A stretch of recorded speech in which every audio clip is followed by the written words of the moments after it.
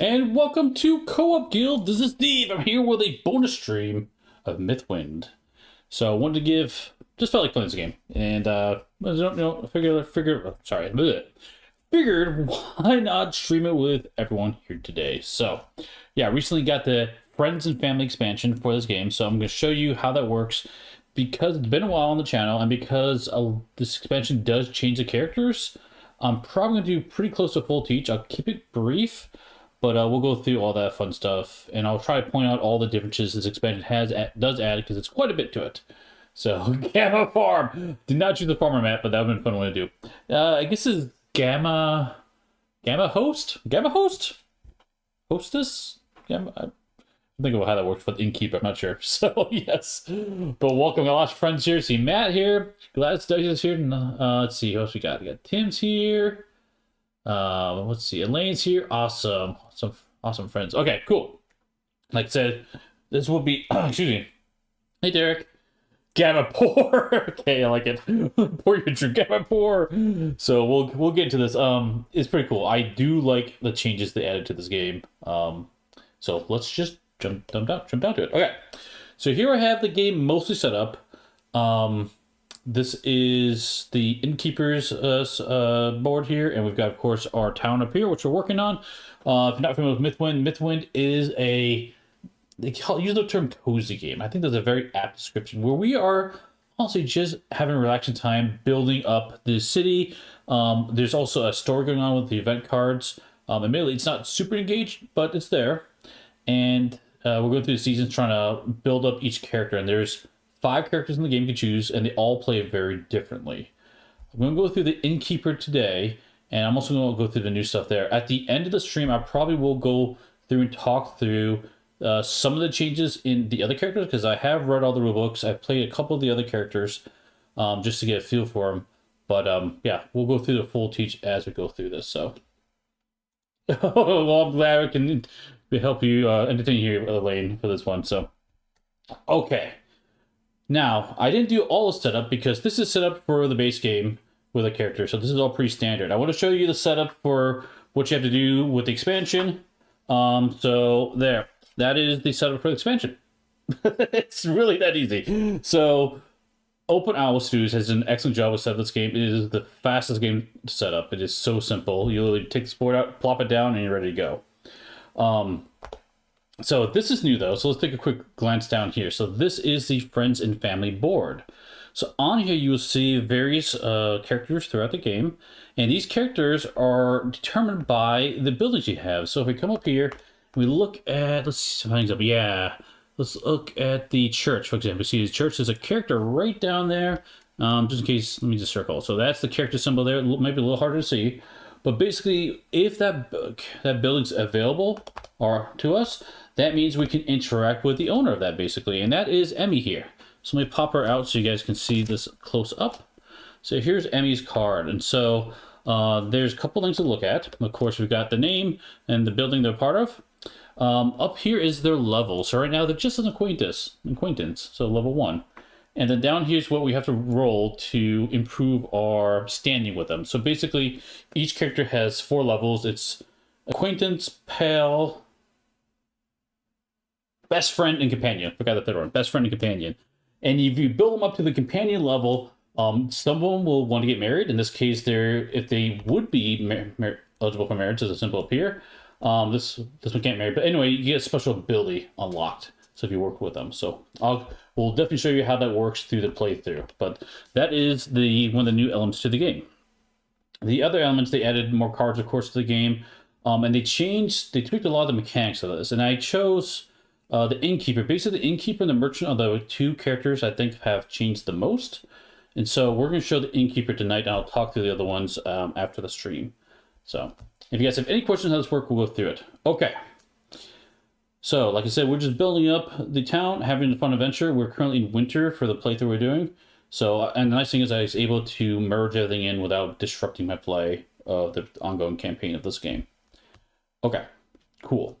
So, let's dive into the actual game itself, and I will explain as we go along. So, let's look at the phases for this one. So here are the day phases. So first thing we're going to do is we're going to do dawn phase. So why is mine? Let's make this bigger. That's bigger. That's better.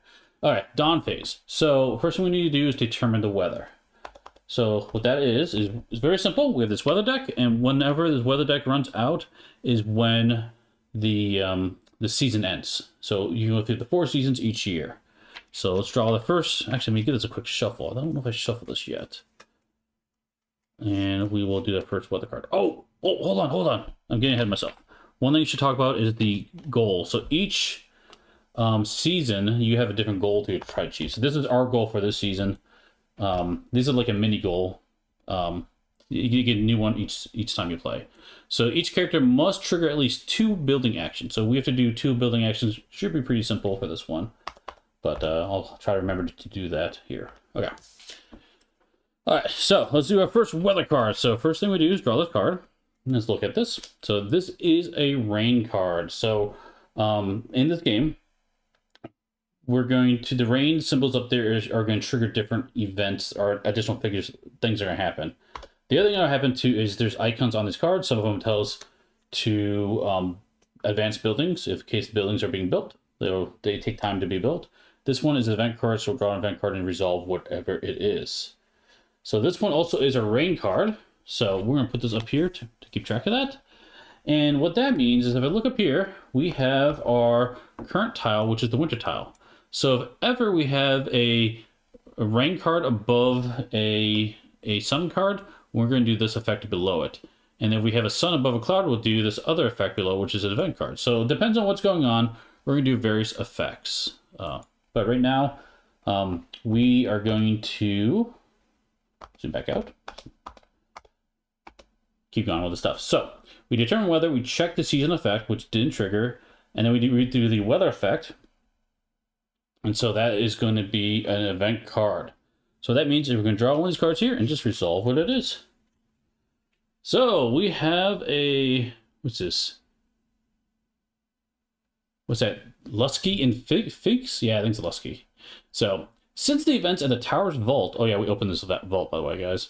Lusky hasn't been seen at all. It's therefore a surprise to come across him chatting to Figs. And these characters are the sprites that help us out in the game. So we're working with humans and sprites, these friendly woodland creatures. By the time you get close to Fix, Lutsky has scampered away into the forest. She looks after him with pity. He's sorry for what he did, but, as I said before, it's his nature. I won't be angry with him. Come on, let's walk together and enjoy the sunset. Now, your first time joining, there's a whole story going on. You're probably going to be hard to follow because we kind of skipped around covering this one. But there's a tower in the center of this with a vault that we entered into it, and that's what they're referencing. This Fix here is a little bit of, is it Fisk? Oh yeah, so he's a little bit of a troublemaker, it sounds like. So okay, now I have to look at the bottom of it. If culture is your highest resource, gain a resource. That is awesome. And come over to our board here. Let's see up here. Here we go. These are the resources we have in our town. So our culture is at max. This is the culture. This is income, production, and food. And what basically these are used is to create our buildings. So luckily for us, our culture is our highest. So we gain one of any of these resources, we'll gain food. So that is awesome. So that's it. And then the card will get removed from the game. Over here. Yeah, there you go. Okay. All right, so that's that. Event card. Cool. Let's keep going through the turn structure together. Let's go faster as we go through it. Now, this is a new part. If you're familiar with Mythwind, this is the first new step. Party preparations. What does that mean? So like I said, they tweak some of these abilities. So looking at, I believe it's this one. Yeah, that's what I want to look at. Here's party preparations. So if the day's current weather card has an event icon, which it does, place 1 coin from the supply next to the party action on the character board, as long as the number of saved coins is less than the current renown level. So what does that mean? Let's come look down at our board here, which we're playing. And right now, our renown is marked by this symbol here. So we have currently renown 2. Basically, how popular are we as an innkeeper? How good of a job we're doing. So, and right now, our party action is this. So these are the different actions we take in the game. and we'll go through these as we play through. But basically, we don't have any coins here. So what we're going to do is take a coin, place it next to the party icon. This is new. And basically what this means is in the past, when you take the party, you can take the party action like anytime you wanted. Now, what's going to happen is every so often, this is going to increase, and it's going to increase up to my renown, whatever it happens to be. In this case, it could go up to 2. If I was lower, it'll only go up to 1. 3 goes up to 3, of course. And then anytime I host a party, I'm going to get this, whatever cost of these coins here, and bonus to that feature. So you will see how that works, because I'm for sure going to throw a party at some point, because why not? Who doesn't love a party, right? So that's new.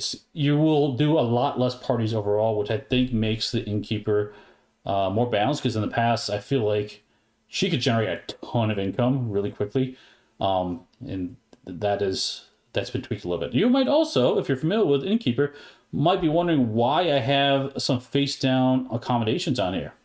That's because you can get damage or wear and tear. So at the end of each season, which you'll see at the end of this season, some of these will get worn and damaged. I have to repair them, and the cost of the repair is half the cost you see here. So that's one of the actions you can do, which is this improve action. It lets me sell stuff, move, sell, purchase, and repair. So that one action does all those steps, and we can take care of that stuff. So yeah, that's new as well. So that's very, very cool. So, well, very cool addition. Not so cool because I rolled the dice. I rolled really well in the sense that it turned out as a bad situation for me. So, oops. Oh, you know what I forgot to do? I forgot to put all our workers here. We have on the side of the board, but I don't have them on the board itself. This is our worker hiring spot. So we've got some sprites and a villager. I have a lot more dice unlocked, but they're with other characters. You can, of course, discard them from your characters and put them back in supply. I didn't bother doing that. I've been playing with this many dice. It seems okay for my purposes. All right. Cool. So let's keep going through this.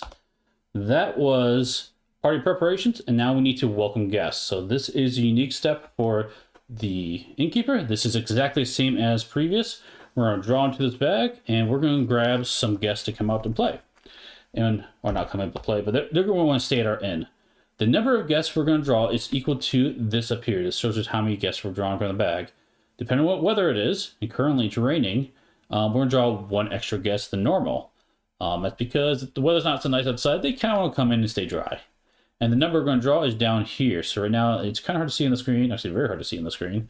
That is an 8. So we're going to do 8 plus 1. We're going to draw 9 guests from this bag and see what they are. You know what I'm going to do? I am going to... Let me move some stuff around I have on the board. Let's put this over here instead. So I can put the guests over here. It'll be easier for me to play. All right, here we go. 9 guests. 1, 2, let's see. 1, 2, 3, 4, 5, 6. 6 of them. Need 3 more. 1, 2, 3. All right, now the whole point of the innkeeper is we want to satisfy as many guests as possible to stay at our inn. Let's come take a look at these real quick. So let's look at this one, for example. This guy, he is a level 1, so he's one of the first ones you join. And the level of guests you add to the bag is going to vary based upon your renown at the end of the season. But this guy, he wants to sit at a bar, and he wants a chef at somewhere in the inn. And so as long as we have a bar and we have a chef, he will be happy. And if you look at our board next to it, we have a chef right here. And the chef, this is a service. It takes care of the whole inn. So it doesn't matter where we place them. And basically we can place them in all these little slots here. We stick them in these slots. And so we actually have a bar right here with an open slot. So we can put him there and he will be satisfied and happy, and he will pay us 1 coin. So that is basically how you do to interpret. Now, that's just one of the guests. We have other guests, and some of them, like this one, he wants to sit next to a window, and he wants to have a show. He's got a red dot on him, because I flip him over. If I don't satisfy him, he's going to do something bad. He's going to destroy a table. He's going to just flip the table. This is the worst establishment. How dare you? So anybody with red dots, we want to make sure we satisfy for sure. Because like the other ones, like this guy, if we didn't satisfy him, no, nothing bad happens. So let's look at these together real quick and make sure we're all in the same boat. Let's see. Let me flip them all over. Okay. Okay, so looks like we have 3 people who sit at windows, 3 people at tables, and 2 at doors and 1 at a bar. If you look over here, we have 3 windows. So that's great. I do have drinks. I do have stage, so they'll be happy. They'll be happy. So all 3 of these will be happy. I can seat them, no problem. 2 doors. I do have 2 doors. I do have music and a chef, so these 2 people will be happy. I don't have any tables. None of these people can be seated. They will not be happy. Do have 1 bar. Now, I do have, I think these 2 are tables. That's a bar. Is this a table? That's a table, and I think this one's a table too. Yeah, so I do have 2 tables, but I have to repair them. So it could seat 2 of these. The third one I couldn't unless I built another table, which is probably not going to happen this time. Yeah, right. Check that table. Standing room only, exactly. So I'm pretty sure one of these people won't be able to satisfy. The goal is to satisfy more than we dissatisfy. And of course, the more we satisfy, we get more money for it too. So we get to see what's coming out so we can plan our actions this coming turn. Okay, that is that. We are done with the first phase. Like I said, I'm going through this because it's been a while in case anyone wants to join and learn for the first time. We're done with the dawn step. And these steps are, some of them are the same across the different characters. Some of them are different. Or there's different steps mixed in with each of these phases. Now we go to daytime. This is kind of meat of the game. So this is where we're going to perform our town action, and then we're going to do a character action. And this is going to, like I said, it's going to be different for every character in the game. So our town action is pretty straightforward. We are going to look at, oops, wrong button. I'm having problems here, guys. Woo, okay, sorry. Here without the screen, there we go. Zoom up here. Okay, so now we can choose where we want to go in the town. You take any of these actions. So a lot of the actions, you can go to the buildings and do the actions on them. I won't go through explain all of them because there's a lot of them. I'll explain some of the more common things you can do. One thing down here you can do is you can do the improve the town or discover land. That's what this action is. And so that lets me come down here. I can spend gold to increase any of those stats. So in this case, it's 10 for any of them for me. Each character has different costs for that. But I can increase those resources in case we need more. Honestly, I think we're fine. So, but it does let me discover lands, which is something else new to this game. If you notice on here, I am missing 2. I have 2 spots here for buildings, and there's nothing there. Not actually true. If we pull this up, there's actually a building underneath this. And basically what's happened in the game, this is new, at the end of the season, the forest will regrow. They will grow on top of any building. So it's your job to cut back the forest. It doesn't destroy the building, which is good, but this overtakes the building. And basically I need to discover land, that action, to pay 5 gold to remove this. And on the backside, I'll get the effect. And so they'll be random as they come back out. But you can choose where to put them. If every spot's full. So I probably will be doing that to uncover those 2 buildings to get them back, because that would be really nice to get them back. The other thing you'll see is right here. This is how we hire workers. So we have villagers and sprites, and the pips on them is how long they will last before they go back in the tower to rehire them. Up here is the venture spot, and then down here, oops, wrong button. Here is a extra spot I can send a worker to, a sprite to do this effect of hiring somebody. And this is how I build buildings. And buildings will go in this queue, and basically they will march up and go off the top. Once they get off the top, they will be added to the board as long as there's open space for them. So that's basically what's going on. So we have to determine what we want to do in town right now. I think the first thing... Oh, you know what? What I want to do, and there's what I want to do and what I should do. What I want to do is do the discover action. What I should do is save my money because I need to repair all of this stuff here, which got damaged at the end of the last game I played with this character. Because that way I can at least see a couple of these. Actually, that's the really good option I need to do. So, and in order to do that, it's half cost of all this. So it's 4 times 3 is 12 plus 5, 17 gold. I do have 21. So I'm 1 short. one short from being able to discover land. Because discover land is 5, if I remember correctly, to do that action. So let me double check that real fast because I'm nearly positive that's what it is.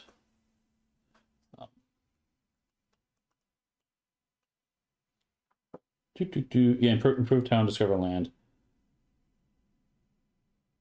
Yep, 5 coins. So I'm 1 coin short from being able to repair everything and discover land. So, boo. What I'm going to do is let's just have an adventure. So I'm going to take. Ooh, actually, no, I don't want to do that. There's a risk to doing that, and I don't want to chance it. I'll explain that later. I am just going to be boring. Go to the longhouse. Yeah, we go to longhouse. So this lets me learn a new skill.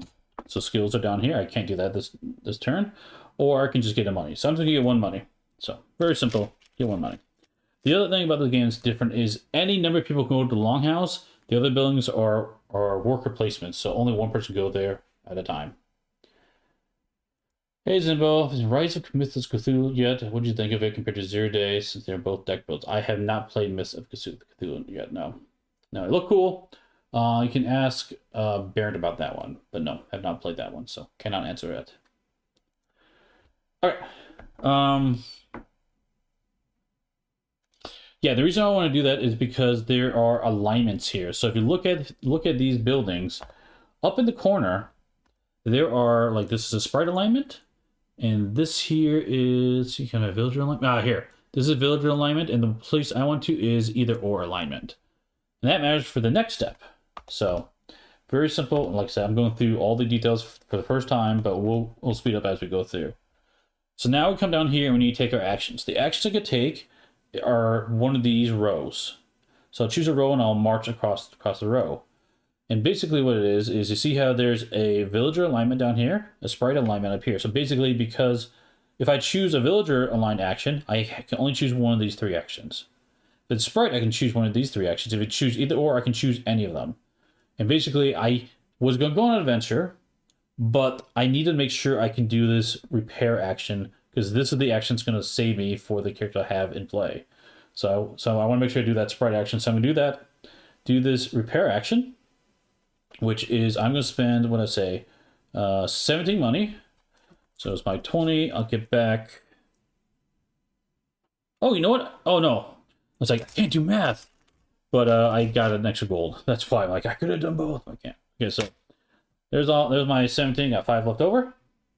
And that will let me repair all of this furniture in one go, which I need to do to people see these people.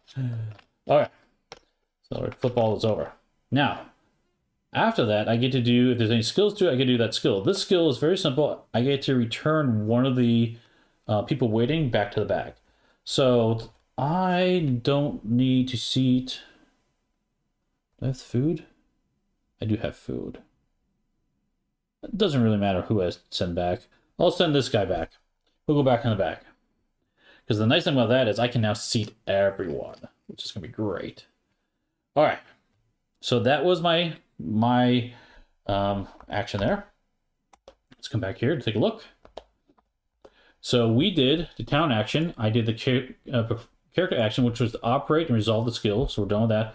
Now we do the worker action, the last part here.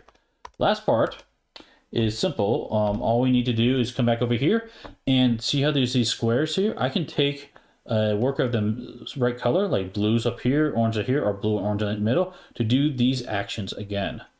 So I don't get the skills, but I get to do the action again. So in case I want to improve again, or pamper somebody. This is serve somebody. This is host a party, and this one is mingle. Lets me play cards or draw cards. I think I'm good, honestly, at this point. I'm going to leave it as is and just hang on to my workers for now, because I might use them later. Okay, so now we're done with that step. Now we move on to Dusk. So Dusk is simple. We're going to return our characters and workers, and then we're going to host guests. So what that means is our character comes back, and if our workers that they were placed here, they come back to our trays if they're available to be used again. And now we need host guests. Now we need to find a spot to put all these guests. So I have one guy who wants to go at a door. I've got food and music for him. I have the other guy who wants to go to a door. You can go down here to this door. I've got 3 guys who want to go to windows. So window here. Window here. He needs music. He's got a show. He's got a show down here. And this one has a drink and a stage, which I've got a drink and a stage. So they are seated. Now I need 2 tables. This one needs a drink and a show. So I'll put them down here. And these services, they take over the whole area. They don't have to be in the same spot. But what they're requesting to sit at needs to be accurate. So it needs to be stage. And this guy just needs a chef. He wants to be at the bar. Okay. So nice thing is it's able to seat everyone. So we're going to get 1, 2, 3, 4, 5, 6, 7, 8 money because we're able to seat everyone, which is awesome. So let's get that 8 money. Yeah, I figured that repair action was going to be worth it to make sure it happens because I was looking at it like, I feel pretty confident we can seat everybody. Okay, and then all these will go back in the bag. Oh, sorry. One more step. After we seat everybody, we need to do the end of day. So after they're hosted, we come back onto here, and because we had more people satisfied than dissatisfied, that will move up 1 spot. Our renown goes up 1. That's how that works. And these all go back in the bag. If we were unsuccessful, that renown would go down.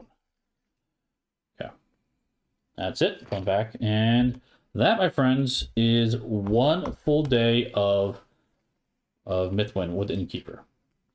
So you already saw a couple things new. So you saw the party's new, and then the damage is new. Also, how some of the actions work are new, especially how the party works. So I think that's the main differences with this. So we'll keep going. If you guys have questions, I'm going to go a lot faster now that we've explained it. So, all right, round 2. Let's go to our day phase. Let's see what happens with the weather. Cloudy, and we advance any buildings being built, which we don't have anything being built, so nothing happens there. Let's look at the tracker. We're looking for if we have cloud and rain. We don't have that up there for any weather effects. Okay, and then I believe we need to, let me make sure I'm doing this right. Party preparations. That it does not have event symbol. We don't add any coins next to the party. Now we have to welcome guests, and because it's cloudy, we're going to draw a different number of cards. So coming down to here, we draw a difference of 0, so we're going to draw just 8. Now, one thing that is different about this one, if the last 2 weather wound up being the same number, or same type, that would be a cumulative effect. So let's say, for example, we happen to draw rain. 2 rain in a row. Remember I said rain gives us +1? Because 2 rain in a row would actually give us +2. We actually would have drawn 10. Be the host instead of the 9. But because it's different, we're back to our normal math. It's just going to be 0. So that's another thing that changed as well. So we need to draw our 8 people. And let's see who we get. I kind of want to wait until, yeah, if I can build some furniture like a door. I want to try to set up for a big win coming up here with the party. 1, 2, 3, 4, 5, 6, 7. Need 1 more 8. The event deck, sorry, the weather deck did change a little bit. They actually took out a card and replaced it with a card too. So there's more going on in the game. A little bit more going on in the game. Okay, let's do this here. Okay, let's look. We have 1 person wants to be near a fireplace, which I do have right here. We have 3 people want to be next to tables. I only have 2 tables.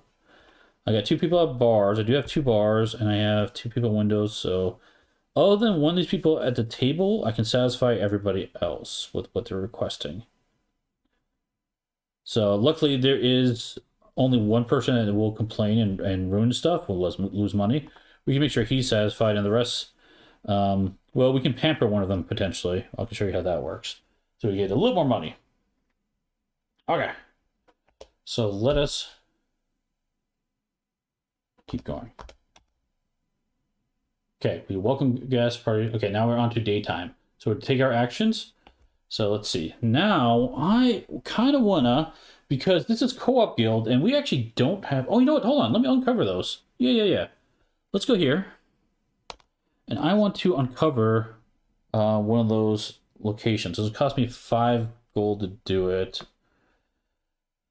I need 12. Nope, I'm not gonna do it yet. Not gonna do it yet. I want to build something. I want to build. So instead, let's construct a building. Okay. And because it's co-op guild, I feel like we kind of have to do this. So let's make the guild. Because why not? Thematically appropriate. So this one is because we're playing 1 or 2 players. We needed 1 income, 1 production, 2 food, and 2 culture. And this is going to 4 slot. When it gets built, we get access to a new friend, all this fun stuff too. We get money and a villager popping out, which can join us in our fun adventure here. Okay.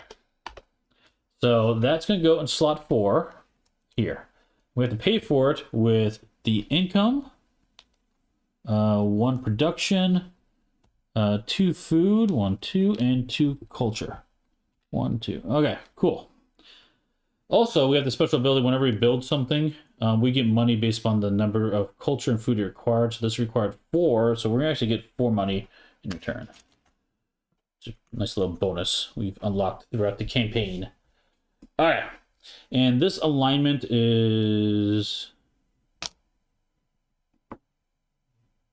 What's the alignment of that? I think it's open alignment. Yeah. I think it's open alignment. We can choose whatever we want to be aligned to. All right. So we did that construct. Now we move on to our actions. So I would love to do...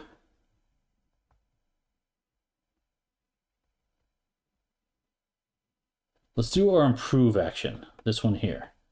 So I'm going to improve. I'm going to spend 12 of our money. So down to $5.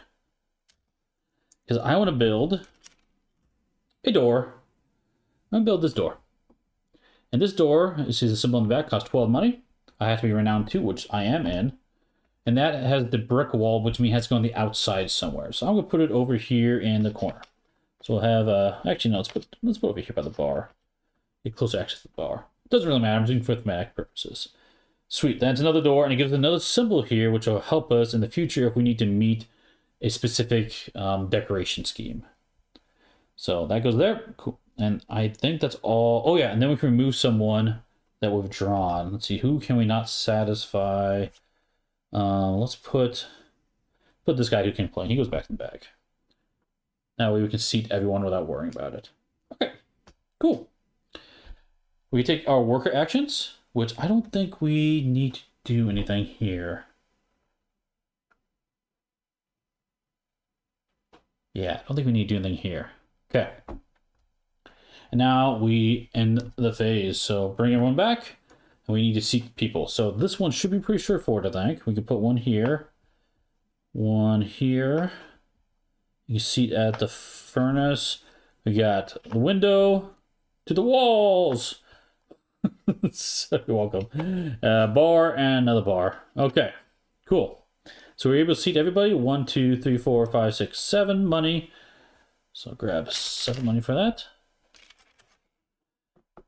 And we did successfully satisfy more people than we did satisfy. That moves up 1 more.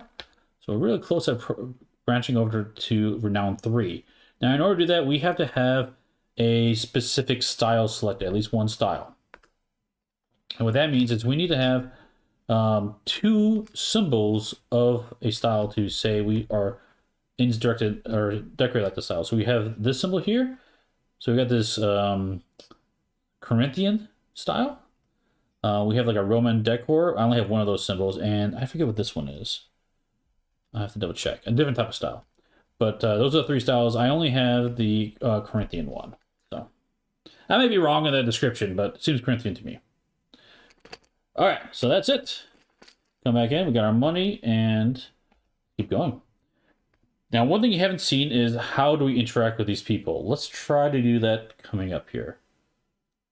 Yeah, I think we'll do that coming up so you guys can see how that works. All right, let's do our next weather event. Sun and the building queue is moving up. So let's move up here like this. Sun and clouds doesn't trigger anything at a weather or seasonal event, so nothing happens there. And sun for us down here means we're going to get one less person because this is nice weather. They don't need to stay at the inn. So we're going to draw, instead of 8, we're going to draw 7 people. And we don't add any tokens next to the party because it's not an event symbol. Okay, so we'll draw 7 of those and see if we can't seat them. 1, 2, 3, 4, 2, 5. 2 more, 6, 7. All right, let's take a look. He wants to be at a fireplace, a window, 2, 3 windows, which I do have 3 windows, that's okay. A bar, 2 bars, and a table. So it looks like we can seat everybody, and I think we have everything they need. Chef, a drink, stages. Yep, we have everything we need. So we're totally fine. We don't have to worry about this group. I spent 3 years working on this inn, so it's doing pretty well in this level we're working in. So that's good. Now, let me show you how this board works. So let me take.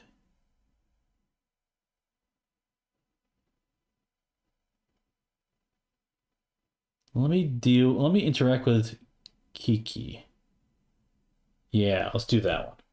So I'm gonna go up here to the trading post, and this action is I spend 2 money, and then I can pay a resource to get increase in different resource I want. So pay the 2 money, and I can drop this culture to move up this food. So we kind of even that out a little bit.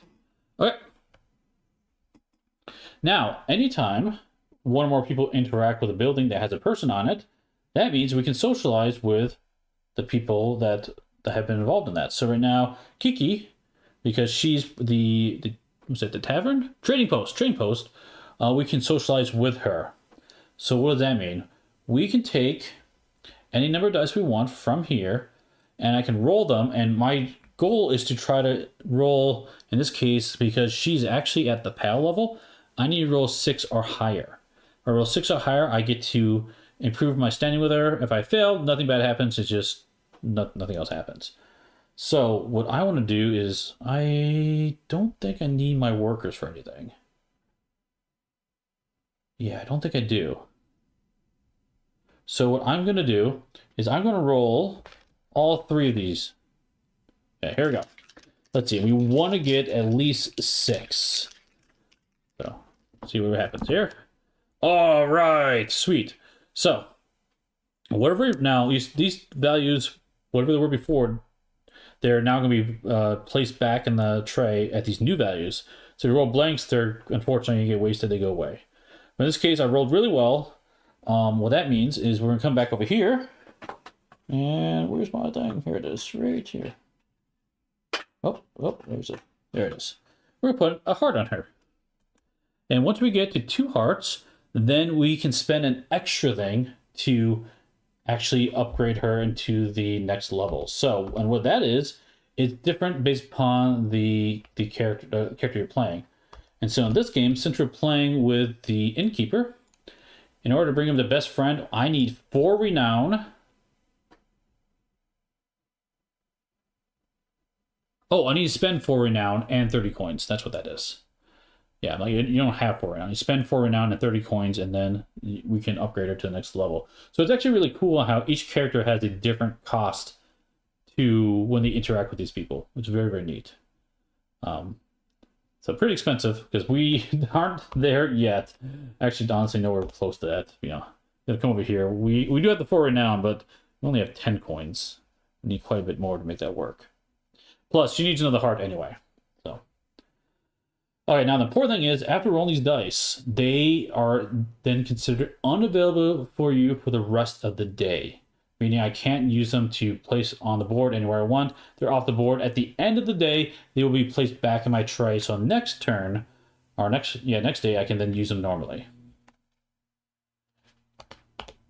Yeah, Gladys, Blind Friends is interesting in prose. It is. So I was a little mixed when I saw this, to be honest, because I'm like, well, the friends, the first 3 levels, they don't do anything. It's just you leveling them up. I'm like, they don't give you anything. I honestly was a little bummed about that.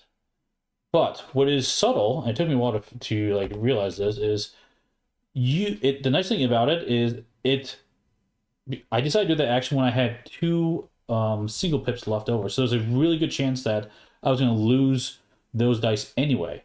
And now I rolled really well, so I got to keep my workers for longer. So it's an interesting approach. If you time it right, you can actually stop you from going and hiring more workers more regularly. Because I feel like in the first version of the game, I was hiring workers constantly, like almost every other day, going there and getting more workers. And this is a cool, different approach to refresh them or have a chance to refresh them. Because of course you can roll poorly and they go away.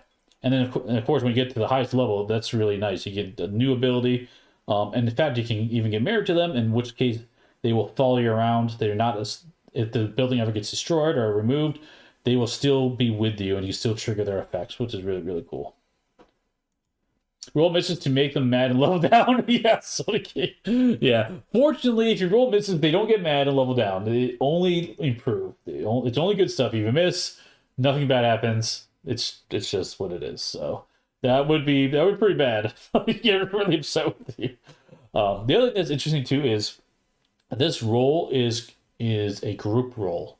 So if I'm playing more than one player, and let's say we both are doing a socialized action with a character, and the only characters you can socialize with are people that have been interacted with at their building. So let's say I had another character in the game, and we want to, this one has a socialize. I would roll my dice, they would roll their dice. We would combine our results together and combine the total of what we need to hit. So it's an all or nothing with everyone. So it's kind of can share them around like that.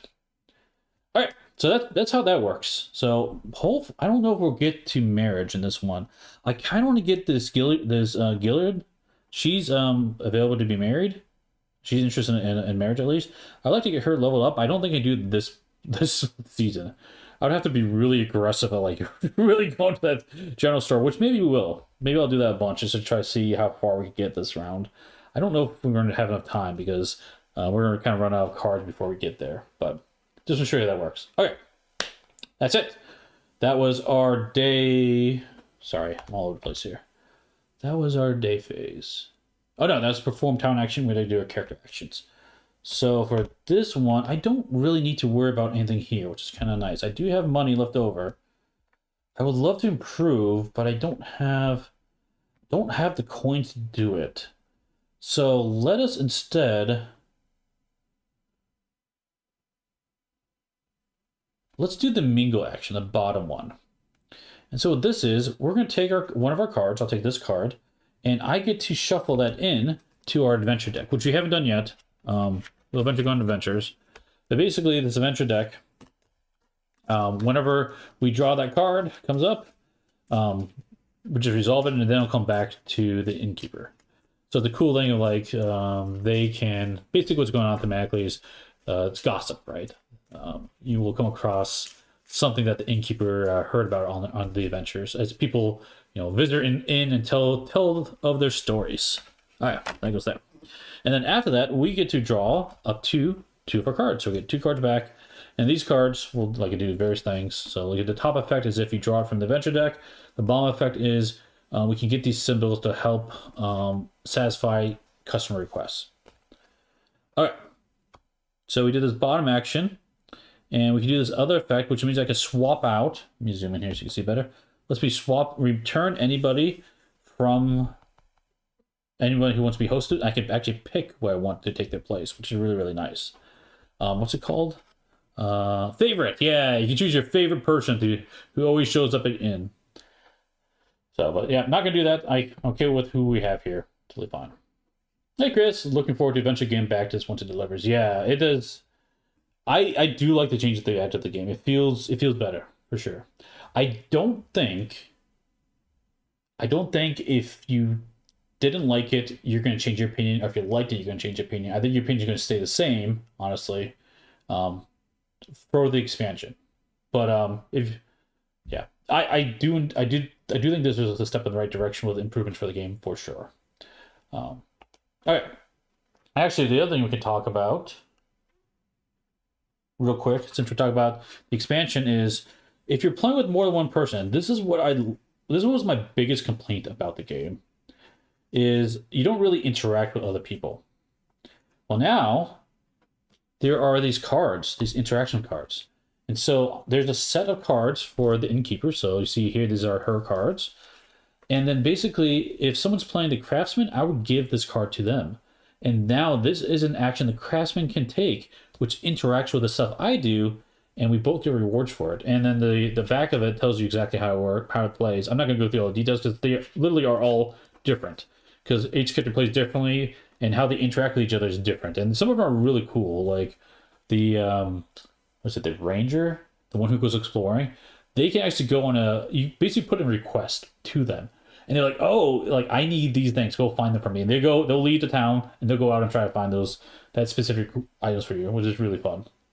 Yeah, it's cool. Like that is the best thing this expansion has added. That is my biggest complaint about it.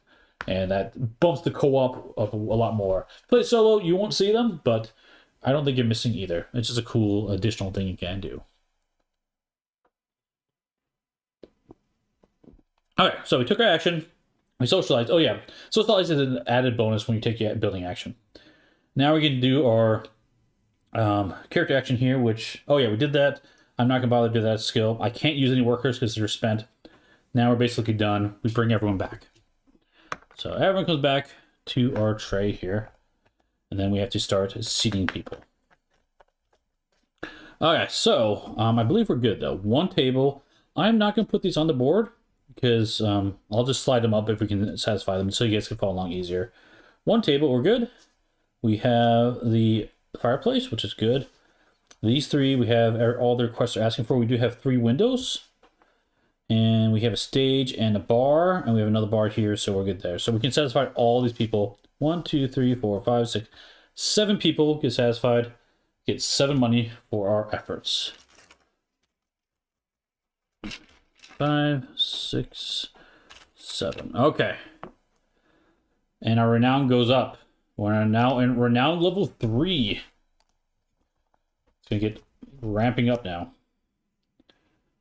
That's the cool thing about this is as you get better, it kind of pushes you harder. It's a little more challenging. As you do worse, it kind of gives you a break. So kind of a self-scaling thing, which is nice. All right. Let's keep going through the day. Oh, you know what we have to do? Remember our goal, we have to interact with the buildings twice. So we did 1 building interaction. I'll put 1 on there. I gotta do 1 more building interaction. Oh, we do it here for general store. We'll do that this turn, I think. Actually, I won't put that on there because it's a little confusing. All right, next day. Here we go, guys. Game goes really fast when you get used to it. It's raining. No additional icons. So raining and sun is nothing on the weather card. And for rain for us means we're gonna get an additional person. Oh my gosh. Oh my gosh. The party doesn't increase anymore, unfortunately. But we're gonna get 1 more person joining. We're gonna get 10 plus 1, 11 people. 11 people want to come into or in. Oh my goodness. This might be bad, guys. I don't think I'm prepared for this. We'll find out. I've been doing good so far. But I think people are gonna be really mad. 1, 2, 3, 4, 5, 6, 7, 8, 9, 10, 11. There we go. 11 people. Let's see who we have. I always like to organize them by what they're looking for. It makes them what they want to sit at. It helps me figure out what I'm gonna be struggling with.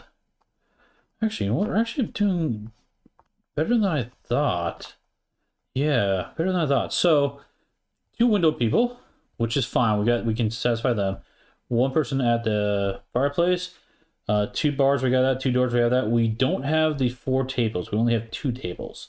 So we have some options. We can try to build another table.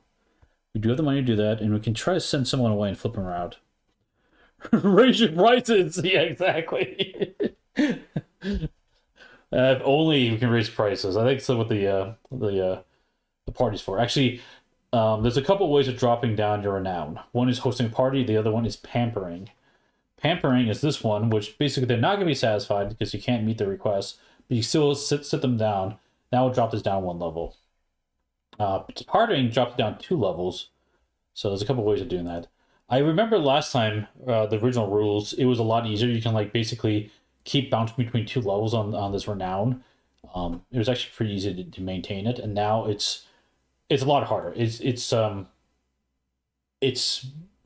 felt a little gimmicky being able to do that, and now it feels a little more natural. Like you're doing well, your renown's gonna go up, more people can show up, and there's not much you can do about that, which is okay. All right, so it is.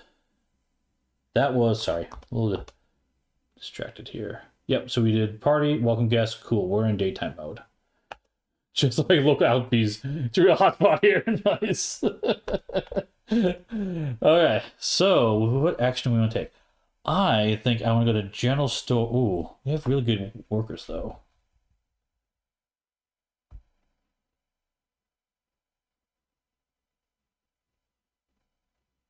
But I do want to. Oh, actually, Gilliard, she's ready to be leveled up. Let me check and look and see what we need to go from to PAL level. We need 2 renown. Oh, that'll work. 15 coins. That will work. Yeah. We're going to do this. Ooh. Dang it. We can't do it. We need a little more money. We're a little short on cash. Because I want to do this ability. It requires 3 gold. And I also need 15 to improve her. I don't have... That math doesn't work out. Yeah, I'm literally 1 coin short. Looks like last time. Bummer. Okay, that's fine. We'll do that next time. What do I need to do this? Oh, I know what I need to do. Let's uncover one of these buildings because they've been covered for a while. So let's discover land. Let's discover this land here. So we'll improve get the community center available. Flip it over and get 1 of any resource. Sweet. So let's increase our food here. And then this one, if I pay 1, I can increase the pips of the workers there, which I think it will. The sprites, sorry. So increase the sprites to 2, and this one to level 3. Okay. That's that.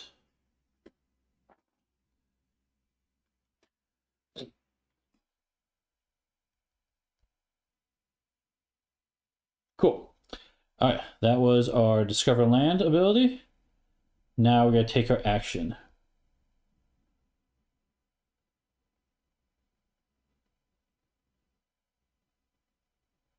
Let's do our improve. I think we'll be okay here. If I put down another table...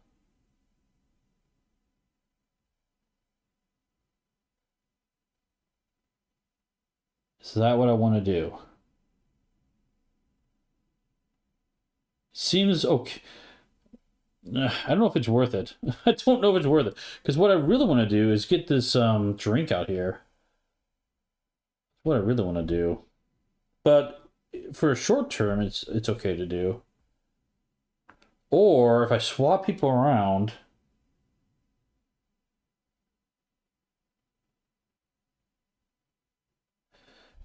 Yeah, that's okay. What I could do... I think I'm going to do this last action is mingle.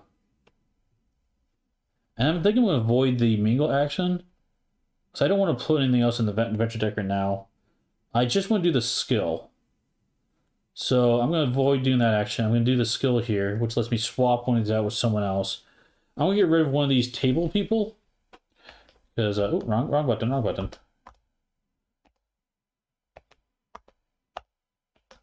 And I want to get someone I can seat, which would probably be another window person.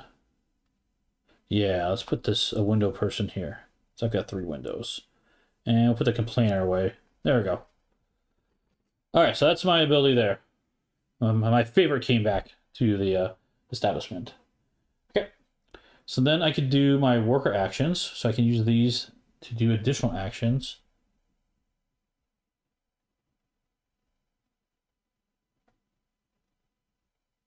I think I'm going to pamper. Yes. I'm going to spend this die. Nope, not that die. We'll do this die here. So it's got, and how this works is whenever I use these dice, I spin them down from whatever value to one lower, and I place it there. And so basically, it's basically the number of times you can use them. Now I can do this pamper action. What this means is I'm going to drop my renown by 1. That's what pampering does, because, you know, I'm not really satisfying what they want. I'm just kind of, you know, making them feel somewhat comfortable. And I'm going to talk to this person, this farmer here who's joined. Like, you know what? We're out of tables, but I've got this really nice spot next to the door. Oh, wait, can I do that? Yeah. And I'm just going to put them in the corner next to the door. And basically you flip them around backwards like this so you know that it's they're not actually satisfied, but they're there. So just, it's fine. This is just for you by this door. You'll be fine. Okay? So that's that. Cool. Now we're done with that stuff. Now we're going to do our... let's see, I think that's what we do. Yeah, work action. Now we do the dusk. So we return characters and workers, and we do the hosting. Okay, so everyone comes back. This comes back into this tray here. And now we're going to host everyone. So let's look at what we got. Oh, I gotta stop doing that. I keep being in the wrong mode here. There we go. So 2 tables, or 2 bars, we've got that. Got the symbols they need. 2 tables we've got. 3 windows we've got. We now have 2 more doors, and we got the fireplace. So we can seat everyone. Everyone's been satisfied, actually, which is pretty nice. This guy's not quite as happy, but it's fine. We dealt with it.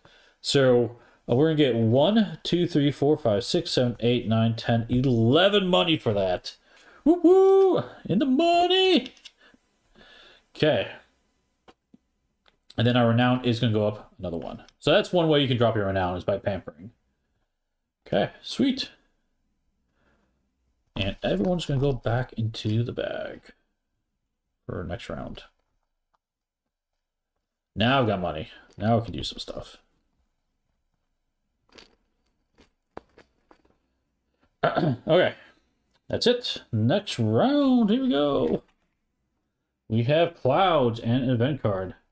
So we'll put that there. Look at seasonal effect. No seasonal effect yet. Clouds means we're getting a difference of 0, and we get an event. So before, if I, well, we should do the event first, technically. Let's see what the event says. Event is Town Council Election. This event requires at least 2 players. Oh, nope. So we're going to do 1. So this is one of the cool abilities in the game. There are like these forever events. They'll keep coming up, which is kind of cool. So we'll draw a different one because it says to draw a different one. Oh, festival! Okay. So this is a new event, by the way, guys. This is another non-ending event. The foreman stood with his hands on his hips, looking over another clearing that will be prepped for the town's latest amenities. Speak to no one in particular, he declared. All work and no play makes for a dull hoe. He promptly gathered some town leadership, who proved supportive of his suggestion. A declaration was written up, posted in record time. The headline was succinct. It was time for a party. So this gets removed from the game, kind of. And we're going to get event 6. Here it is, event 6. Here it is. Prepare the town for a festival by contributing food, work, and cash. At the end of the season, you are successful if the card has a total number of coins on it equal to 10 times the number of players. So, and we can contribute. So right now we just need 10 coins. And for 1 to 2 players, we need food and production at 5 or higher, which currently, looking at this up here, is true. So we just need to get 10 coins to make this work. And if we're successful, we're going to reduce food, increase culture to 10. And then the nice thing is we're going to get a skill, any skill we want, which is amazing. And we get a free sprite, which is really cool. We don't, culture goes to 0, and we lose a skill. So it's definitely something we want to do. And then after this gets resolved, that 1 event card we get gets shuffled back in the deck. So you can have a festival popping up every season, potentially, right? Depends on your card. Not likely because you're going to have a decent number of cards in there, but yeah, that's a possibility. So, all right, I'm going to put the festival card here so we know. All right, let's see. That was the event. Now we're on to see who shows up. It is currently cloudy, so we can get 10 people showing up. Oh, wait. It is also an event, so we're getting another coin here for the party.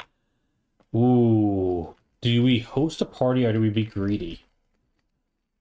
This might be a good time to host a party with 2 coins sitting next to there. But we could also wait and see if we get extra lucky. Let's see, that's 5, 6, 7, 8, 9. Because we can do a gamma party, right? So, all right, let's see what we got here for these guys.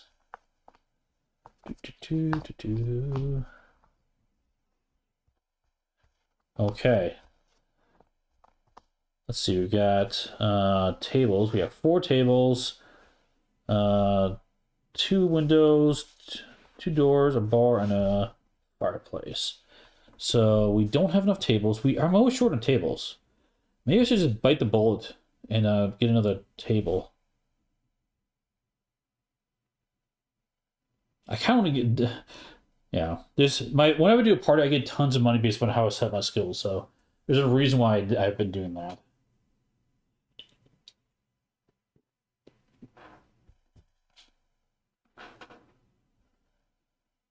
Yeah, I might just have to deal with it.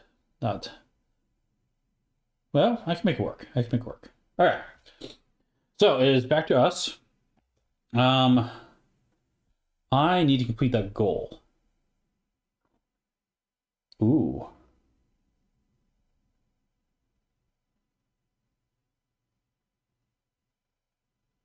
Oh, interesting. Okay. If we be super aggressive, we can try to be super aggressive here. Do I have the money to do it? I need, yeah, okay. We're gonna try to host a super party. We're gonna try to make this work. Okay, so what I'm gonna do is go to the general store. What this ability lets me do is I spend 3 coins, and I get to do a character action. So that lets me come down here and do one of these actions right now. I'm going to do the party action. What that's going to do is going to drop my renown by 2, 1, 2. I'm going to put a party token on the tables. Yes. Okay. So that's what that does.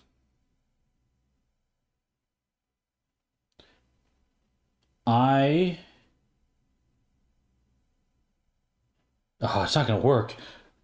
Oh, no, it'll work. It'll work. It'll work. Hold on. Shoot, there's so many things I want to do. I'm trying to make this work. So like I'm trying to make a super turn out of this. I don't think I can. So in order to improve the what's your name, Gillard, I need 2 renown and 15 coins. I have the money, but I don't have the money for the super turn. So I'm not going to upgrade her now. I'm not going to try to pay to improve her this turn. So kind of what I was trying to do is a little bit of a waste, but that's okay. It's still the action I want to take. And that is going to mark this goal as done because I visited 2 buildings. Okay. Now we're going to take our action. I'm going to take the party action again, in which case I'm going to put this symbol on the windows.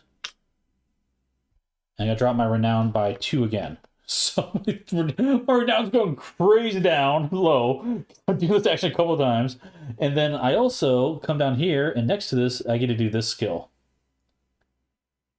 Oh, interesting. Hold on. If I do the general store ability, does that let me do the skill next to it?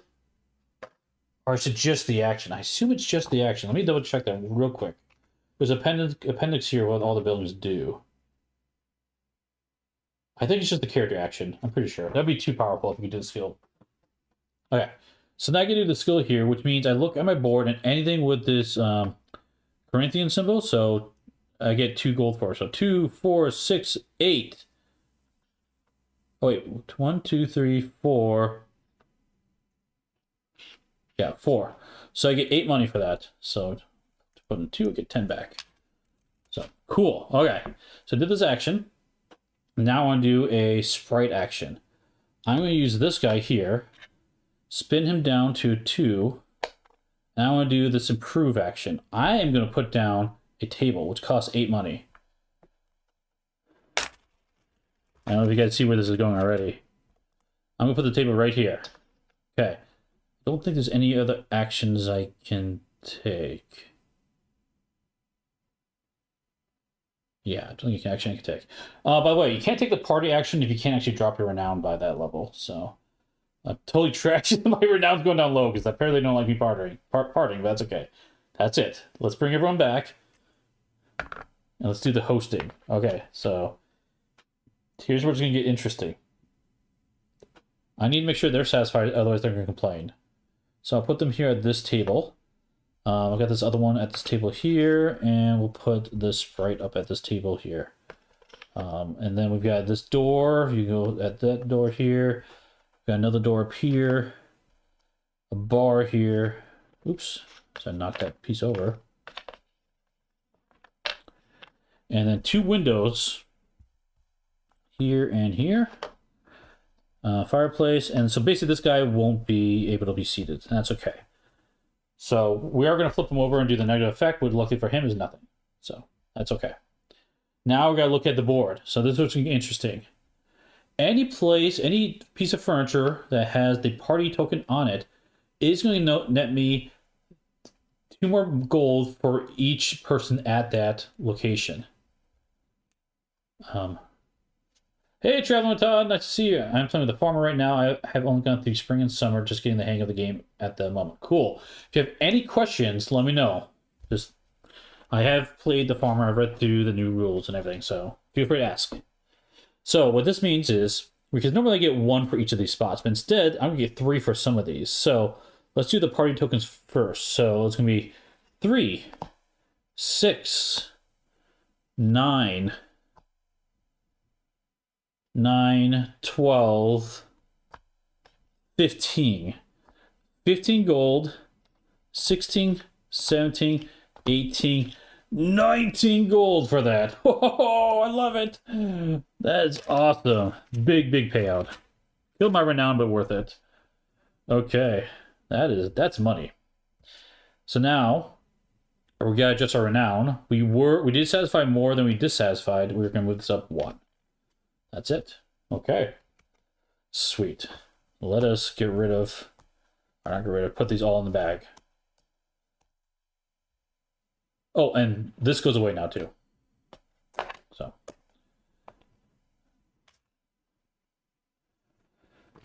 Okay. So that's how the party works. You can see how, if you know how the game played originally, you can do parties like every other turn. This one, it's a lot less common. It's a lot more costly, but the payout is definitely worth it. I could have waited like 1 more turn and like got even more, but I was okay with that. So, all right, cool. That is it. We are done with that. Let's move on to the next part of the day. We have sun, and now we have an event, and the construction queue is going to move forward. So let's do that before I forget. We have sun and clouds, which doesn't trigger any effects over there. That's kind of convenient, to be honest. And we're going to do our event. Oh, event card. Event is going to put a coin here. And our new event card. All right. Another fine Messler. As experts in weird plants, the swamp sprites are approached to troubleshoot the problem of the rot vines on the mountain. Messler is worried about how the rot has taken over a plant. Can't say I'm surprised. It was inevitable. Unfortunate and inevitable. Despite his pessimistic tone, that wasn't very pessimistic, sorry guys, he quickly sets about rallying the rest of the swamp sprites into action. Everyone stuck their necks out for us. I suppose we should do the same. Messler's face crinkles in an awkward smile. We'll see you there. Lose 1 income and production. Shuffle an event in 122. Okay, so income and production dropped for us. And we get an event 122 into the game.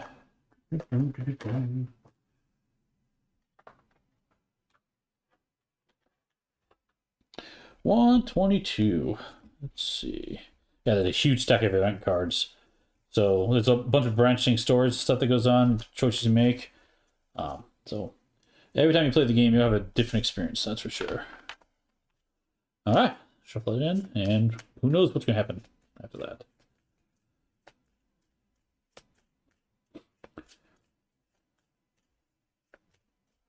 All right, so that was that. I'm not seeing anything else we're missing. I don't think so.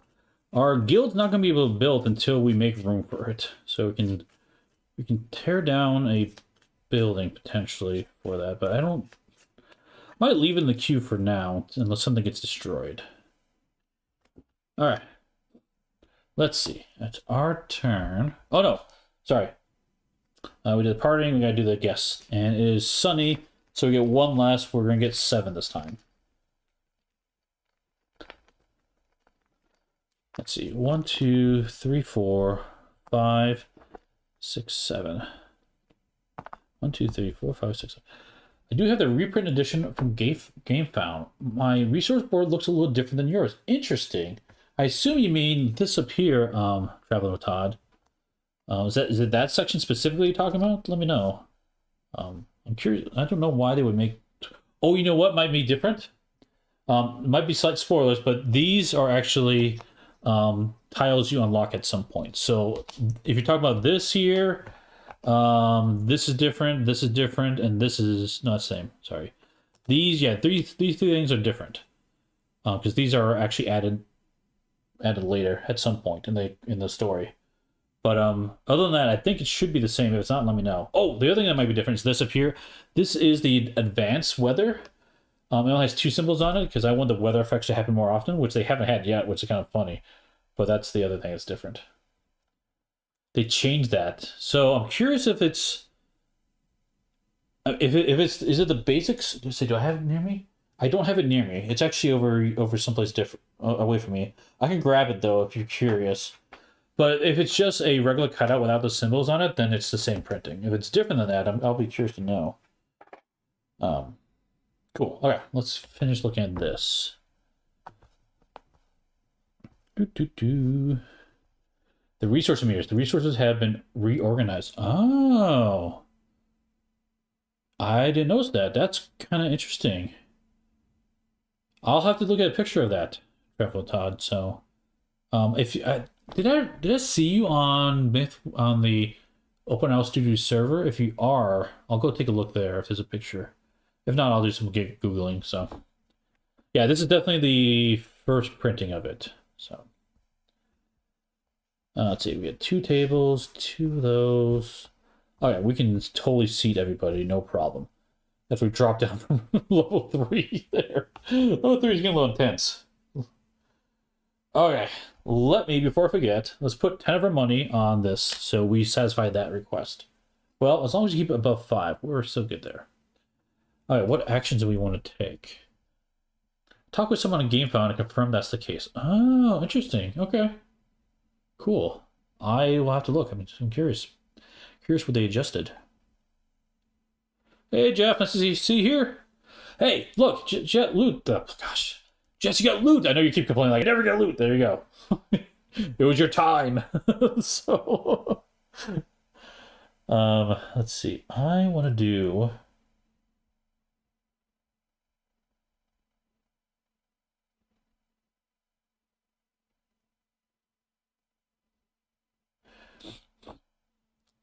Do I have enough to do everything I want?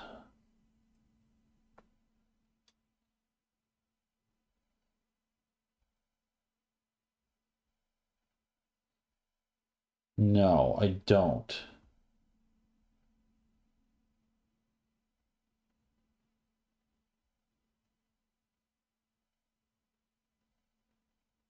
Hey, Jackie, how's it going? I'm trying to figure out how to build out my area here. My original thought was, strategy-wise here, is I originally was going to put another cup here, because sometimes people need more than one drink station. And this will give me the shield with the shield, so I'll satisfy that aesthetic. But I'm getting a lot of these people asking for table seats, so I might just, maybe it's best to leave it. Might be best to leave it. Yeah. Okay. What I'm going to do, I don't feel like there's anything here I need to worry about this turn. So let me try and improve my standing with Gillard. So let's go there. Do I have enough? In order to get up to level 2, which is the PAL level, cannot speak tonight, I need to have 2 renown and 15 coins. I do have that. Yeah, let's do it. Okay. Let's do the general store action.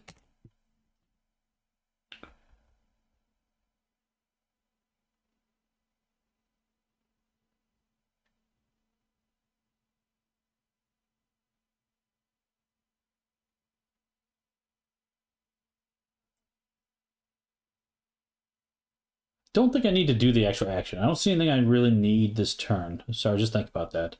What I'm going to do is just... so normally you would have to roll for them. But after you roll, succeed or fail, doesn't matter. You can then satisfy the requirement of upgrading them. They need to have another heart equal to their current level, which they do already. So basically what I could do, I could try rolling, but I can't put any more hearts on her. The only thing I would do is I could re-roll this to be a better result, or a worse result. Yeah,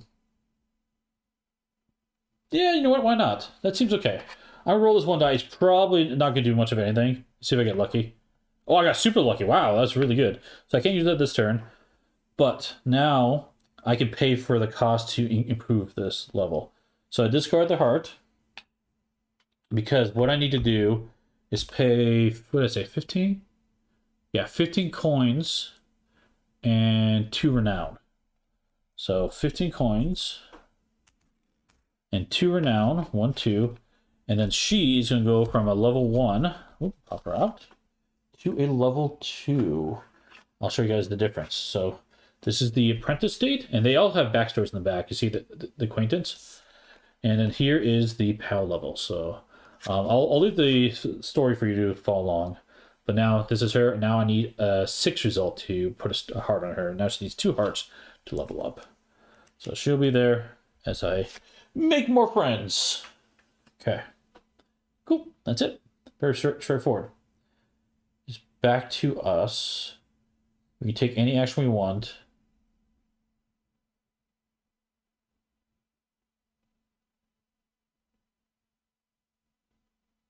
If I take the mingle action, I'm trying to remember what that does exactly. Let's see, that would be this.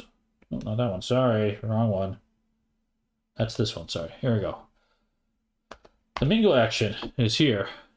Shuffle 1 gossip card into the adventure deck. Draw a number of gossip cards equal to your renown. Oh, equal to renown. Oh, I'm renowned at 1. That'd be pretty bad to do now. So, yeah, I'm gonna do an action. Honestly, not completed because I think I'm fine with everything I have. Well, you know what? I could add. No.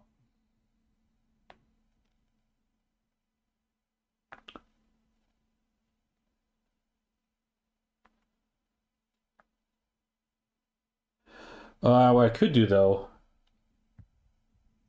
Okay, I am going to do something. I'm going to do the improve action. I changed my mind. So what I'm going to do, in the improve action, I can sell something at half cost. I'm going to sell this at half cost. So I'm going to get, let's see, it'll be 7. And then I'm going to buy this one instead. It's like the same symbol, but now it's a shield, which means I match that result. So then I have to do the difference of... Oh, wait. No, it's 8. So it costs me 8, and then I have to buy 15 on top of that. So I need 7. I think I did that right. So I need 7 gold to make the exchange. Oops, let me get rid of these. 3, 2, 5 back. There we go. Okay. Yeah, now you can ask her to borrow some money. There he goes. So the king. Yeah. We were really doing really well. Now we're back down. But we're doing fine. Okay. Not gonna do anything else with the actions. We're gonna bring everyone back. And let's go ahead and try to seat everybody.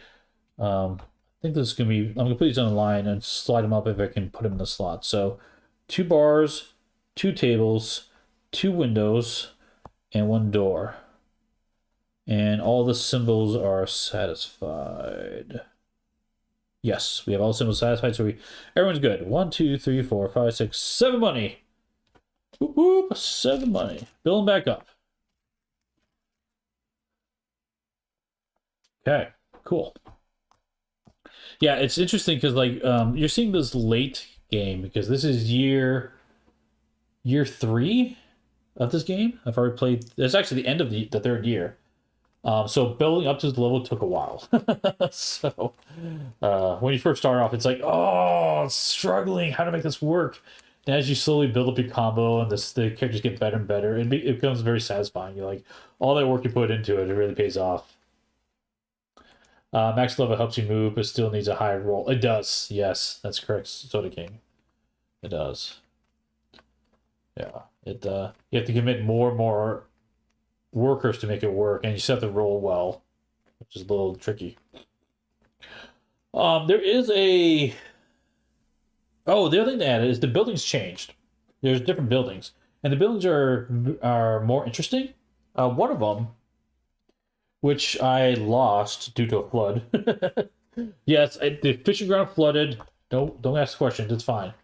This one has interesting effects on it.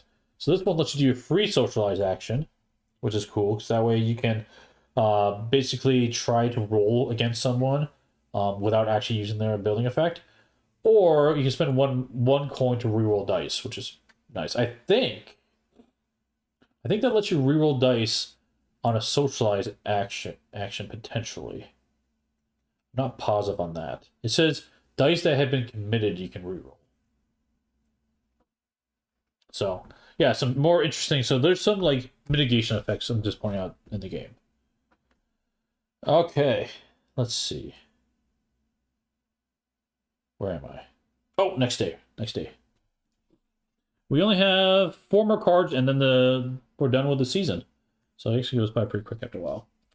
Sun and event card. Okay, so before I forget, I'm going to put it... Well, actually, in order. Let's see. Sun goes here. Sun's nothing. Okay, we do have an event, which means party level is going to increase. No, it cannot increase. Oh, you know what? I forgot to do. This goes up 1. Sorry, this goes up 1 because I had more people satisfied. Normally I would put a coin down here, but the problem is, you look at our renown's still at level 1, so we can't put more than 1 coin there, even though the event will trigger that. All right, let's see what the event card actually says, though. Found valuables. The flooding eroded some of the clay deposits along the riverbank. A metal glint encouraged some villagers to dig, and what they find is a belt buckle and a fine blade that must be from long ago, before the village was founded. Indeed, there are inscriptions in an unknown language. Once they are cleaned up, they will be put on display, so you gain income or culture. Let's gain income. It's a little more tricky for us to get, I think, in this game. Alright. And that is just out of the game. Alright. Now let's do our gathering people. Now this is going to come into play. We're currently on Renown 1, so we need to grab 6 people, but because it's sunny, -1. However, there's 2 suns in a row, so it's actually -1 to -2. So we had a really bad day. Instead of getting 6 people, we're getting only 4. We had a great party, and we've gone downhill since then. So only grabbing 4 people. Can't get the renown to go up fast again. So 1, 2, 3, 4. There we go. Good news is we probably can deal with these people without much worry. Let's see what we got here. We need someone at a bar. Oh yeah, everyone wants 1 piece of furniture, which we totally have, and we have the symbols we need. So they're fine. No worries whatsoever. I'm not worried. Let's go on adventure. Alright, so what we're gonna do is draw the top card. Oh, look at that. What happened to draw into a gossip card? Look at that. How about remember I said I shuffled into that deck? Just happened to the card we got. Okay, here we go. What do this says? Okay, so we do the top effect here, which means you raise the value of all the villagers in the town, which are currently at max. So that does nothing, but that's okay. and reveal the next adventure card. So goes to the bottom of our deck, gossip deck, and we get another card anyway. Let's see what the next card is. Let's see what adventure we have today. A basket of berries. I need a basket full of snozberries. Sonaberries? Sonaberries. Sonaberries. Yeah, there we go. A hardworking keeper sprite declares, "Can you please grab me some while you're out?" She describes them as dark berries that look hilly. Then hurries away on another errand. You go looking and find a few options that may fit the bill, but can't only carry one basket worth.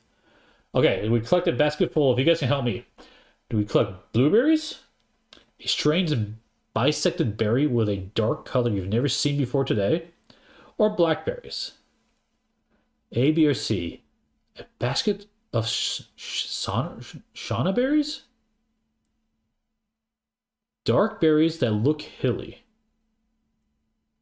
I assume she's talking about blackberries. I feel like that's the option to go with. B?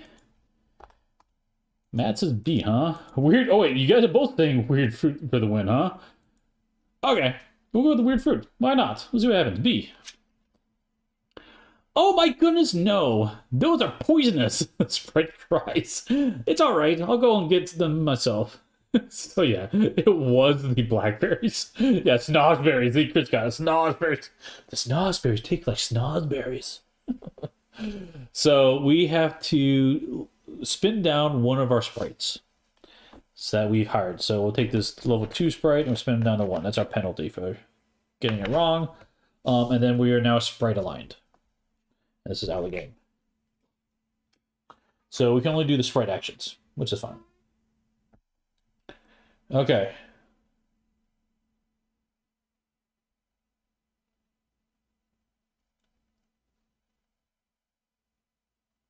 Oh, it's an obscene turn? Did not know that, Matt. I did not know that. Thanks for letting me know. Poisonous, smoisonous. Yeah, my God, it's fine. It's fine.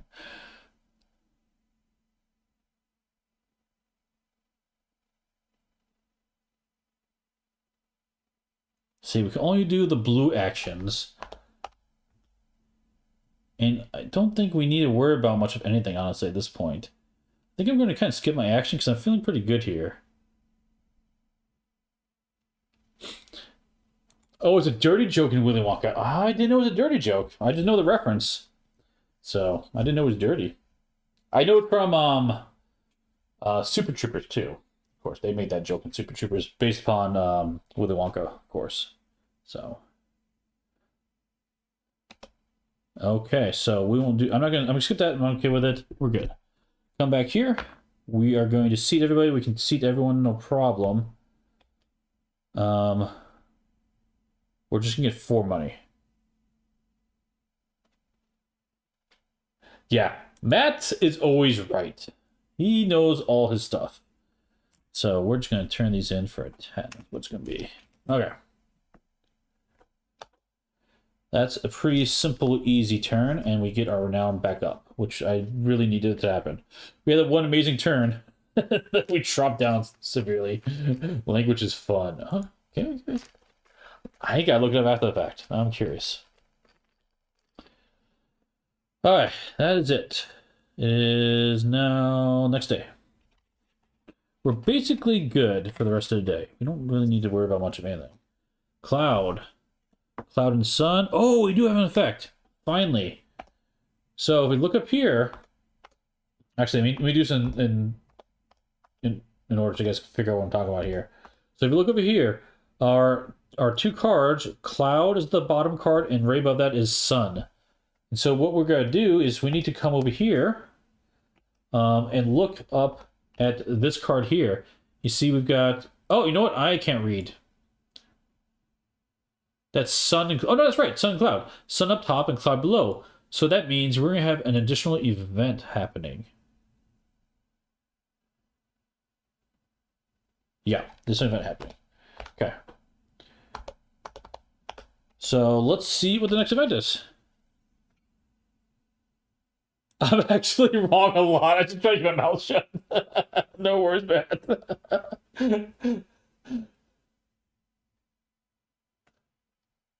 I comment on moving was a joke, but taken for real. It got out of real game info by mistake. Okay. Oh, max level move. I got you, Soda King. My bad. My bad. Sometimes I try to catch all the fun comments, but I do miss them sometimes. Oh no! Flood. Flood. FF2. Back home, people call this weather raining cats and dogs. Here in Mythwind, the sprites say Squatch is crying again. Judging by the amount of water, he must be very sad. Re-event FF2. Alright, here's FF2. Place a coin on the specified buildings. So this is the cool stuff they added to the game, honestly. I'm glad you guys are seeing this, because they added some really interesting events. And this is a recurring one. Adjacent to the river. These coins represent buildings being flooded. So I need to do 8, 13, 3, 9, and 12. So zoom up here. We have 8, 13, 3, 9, and one more for 12. Down here. Okay. You guys can't see that one over here, sorry. 12. There it is. Okay. Each time a rainy weather card is drawn this season, add coins to all locations listed above. If the location has 2 coins at the end of the day, remove the building and replace with a random unused forest tile so it washes away the building. To remove a coin, a character must perform a new town action called Shore Up. And it's an action basically just remove the coin.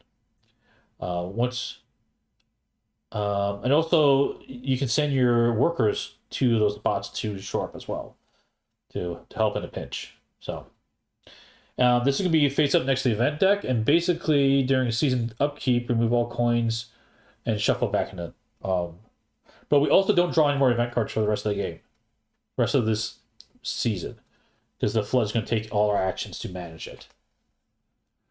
All right, that is a flood and a festival. We're having all the fun events coming out. All right, speaking of which, it is our turn to do stuff. I'm worried about losing some of these buildings. I really like the trading post. Let's not lose that one. Let me remove this coin now. And actually, you know what? I'm going to send my sprites out. Let's take a coin from here. Let's take another coin from here. I'm okay with that for now. That's pretty aggressive. Yeah, Michael, it can be rough. It can be rough for sure. I hope in more future expansions they add more things like this, because I really like that effect. Oops, this popped out. Put that back in. Is that the right spot? A 9? Hopefully it's the right spot. Okay, so that's it. We come back to our board. I have money, and I can choose my alignment, which is nice. I can't build any of this stuff because none of the stuff I have spot for. This is all filled in the interior. I don't have anything that can go in the exterior. Oh no, I can build something down here. Yeah, I can put something down here. That's what I could do.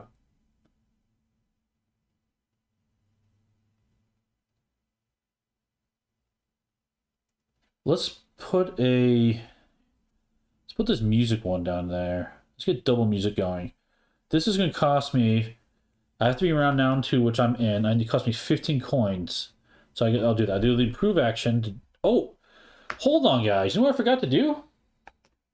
I have nobody that's coming to the inn right now. So we need to grab 8 people. 8 people. There we go. 1, 2... see, 1, 2, 3, 4, 5, 6, 7, 8. You know what I also forgot to do? Party planning. Give you another coin. Okay, let's see. What do we got here?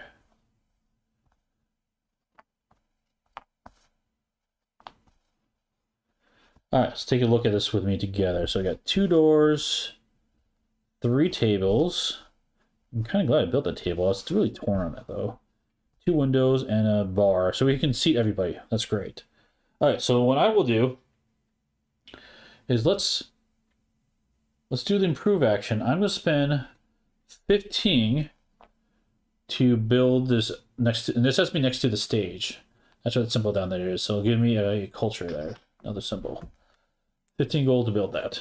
My improve action. I could send someone away, but honestly, I can seat everyone. I'm not worried about it.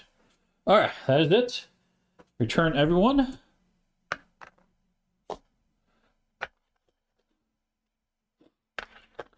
And we can seat people. Let's double check, make sure I'm missing anything. So 2 doors, yep. 1, 2, 3 tables, yep. A bar, yep. 2 windows, yep. So that's all get seated. One, let's see, make sure the symbols are satisfied. Yes, all the symbols are satisfied. So 1, 2, 3, 4, 5, 6, 7, 8. 8 money. Yep. Cool. Okay. Turn this 2 money. We'll get 10 back. And our renown's going to go up again. I should probably try... Oh, you know, I probably should have hosted a party. I probably should have. That was a pretty good party moment. Because my party can't get more... I can't get more money from the party anyway. We might do it next turn. Okay, let's see what we got going on for the weather day. We've got 2 more cards, and that's going to be it, guys. Oh, rain. Oh, gosh. Glad I did what I did. So all these are going to get another coin. At the end of the day, if any of them have 2 coins, it's going to get destroyed. Is it 7? Hold on, I got to look at the numbers here. I always forget the numbers. 8, 13, 3, 9... 12. Yeah. So right now we're at risk of the community center and the farmers market being swept away, which isn't great. Our building queue is going to move up for another spot. And we have rain, which means we get another person joining us. And rain and clouds is nothing for the seasonal event. Okay. All right. So we are going to shore up. So... let's go to the farmer's market. Shore up this one. And let's send this guy over here to shore up over here. And just because I'm worried about losing something here, let's get rid of this one as well. Okay. Gosh. Oh, I did it too early. Sorry. We should have done this first. Should have done this first. We are getting 9 people showing up. So 1, 2, 3. I mean, it's not going to change what I'm... oh, it kind of changes what I'm doing. 4, 5, 6, 7, 8, 9. I'm going to switch this around a little bit.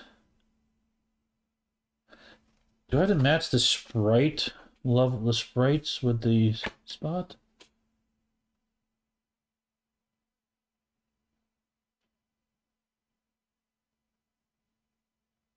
It doesn't matter. Okay. What I'm going to do is I'm going to switch these 2 around because I want to do the party. So, all right, let's look down here what we got. Sorry, I should have done this first before I did all that action planning. It's okay. We'll be fine. Got ahead of myself. So we got 2 bars. Oh, he's back. We had an ongoing talk about this guy. He always showed up at the bar. He's back. Sonic, that's his name. If you don't know what the reference is, watch our previous playthroughs of this. We could call him name of Sonic. He had a rough life, man. He's back though. So there we go. 2 windows, 2 doors, a fireplace, 2 tables, and 2 bars. Yeah, see, Chris got it. Sonic's back. Yep, see? He is back. So we can seat everyone, which is good. So let's take our action. Character action. I want to do the party. So poor drunk critter. Let's put him.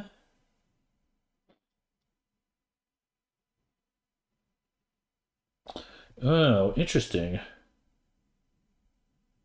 No, I have to do it anyway. It's fine. It's fine. Let's have a party at the tables. It doesn't really matter because I can only match 2 of them. Okay, then I do this effect. I'm gonna get 2 gold for every Corinthian symbol I have. So 2, 4, 6, 8, 8 money for having those decorations. Okay, so that's that effect. And now we can do our worker action, which I don't think matters for us at this point. We're like okay with it. And oh, the party action though does drop our renown twice. Okay. And now we need to try to sit everyone at the spots. Oh, well, I guess we pull everyone back technically. Technically, everyone comes back. And now we need to sit everyone. I'm not gonna put them in here. Well, it's fine. You guys can follow along, I think. So 2 bars. Yep. 2 doors. 2 tables. 1 fireplace. 2 windows. So we can sit everyone. No problem. And we have all the symbols satisfied. But for this table, we're gonna get three for each of them. So it's gonna be we move over here. So it's gonna be 3, 6, 7, 8, 9, 10, 11, 12, 13 money for that. 13 money. So put in a 2 and get 15 back. Awesome. All right. Lots of money, and then we satisfied everyone. This goes up 1 spot. Cool. Hosted parties. That is it for us. Okay. Last turn. Here we go, guys. Sun and the sprite action. So we look up here. That is... Oh, sun and rain is one of them. We look up there. Looks like our culture is going to increase by 1. That goes up to max. Okay. And then this symbol on the card means we change out the sprites. So in the game, you will eventually unlock these sprites that come out. So we're going to go from the number 1 guy to the number 2 guy. And they just give you different actions you can take. Where's number 2? Here's number 2. So, Book. Bosk? Book is going to show up. So let's hire sprites easier. Okay. And we're going to get -1 person coming, which is going to be 7 people. So 7 people are going to show up. See if Sonic shows up again. Let's see. 1, 2, 3, 4, 5, 6, 7. No, oh, no Sonic this time. No Sonic.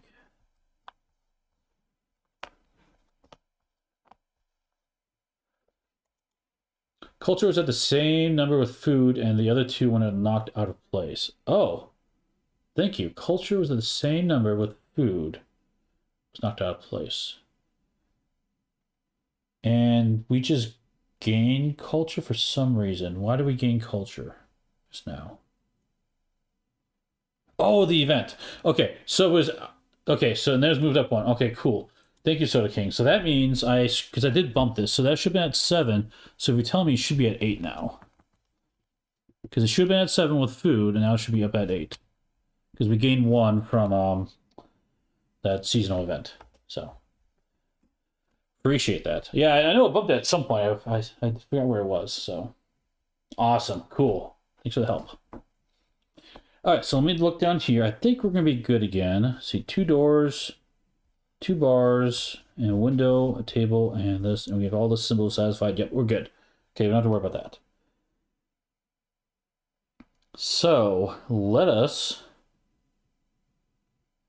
try smooth. Cam, if you're watching, I'm sorry. I'm gonna go to the general store. I don't think I need to do any of these actions, but I do want to roll for Gillard. So let's see if she likes me more. I'm gonna roll all 3 of these dice. I need to hit a 6. I need to hit a 6. All right, here we go. Come on, 6. Come on, 6. Yeah, 6. We got it. Sweet. Okay. So we do put another heart on her. So we're getting close to leveling her up again. So I'm not going to worry about anything else. These we can't use. They're going to go back to our tray at some point. So that's the nice thing about it, because like they were all at 1s, and now look, I've got at 3s, and I actually improved them so they can last longer, which is nice. So it's kind of a weird thing. Like they don't give it special abilities, but being able to reroll them and use them over and over again is pretty worth it. I'm going to skip that action. I'm going to skip the workers because I can't do anything else. We're going to fast track to the evening phase, the dusk phase, yeah. So everyone comes back, and we have to sit everyone. I believe we are good. Let me just double check, make sure nothing changed.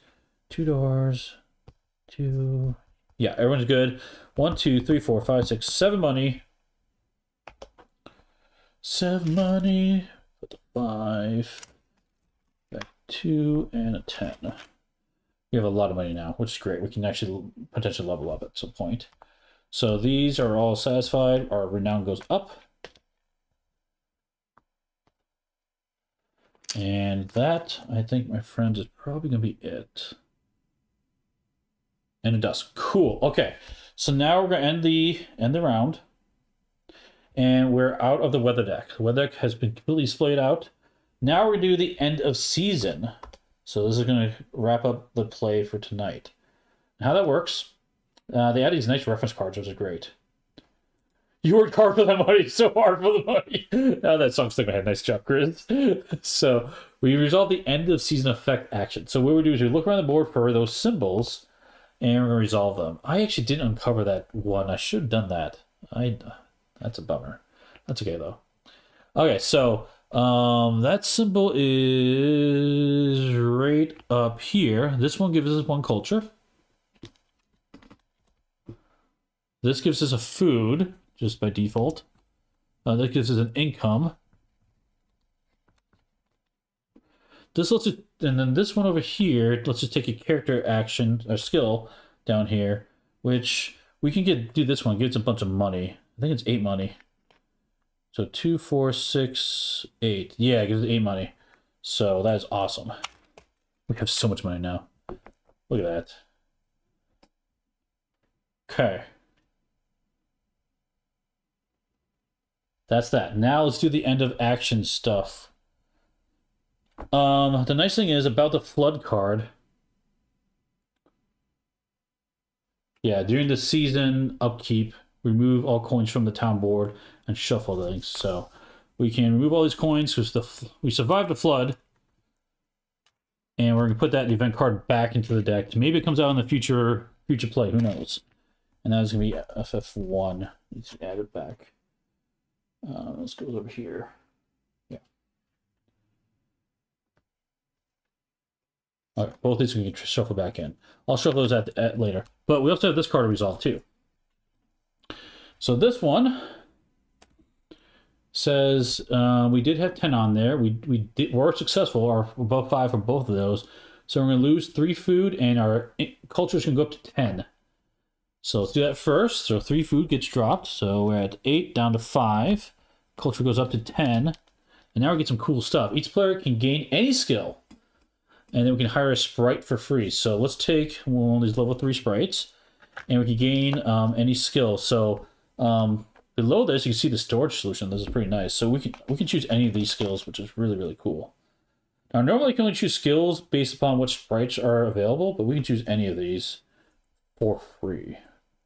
For free! So that's nice about the festival. Ooh, I do like that.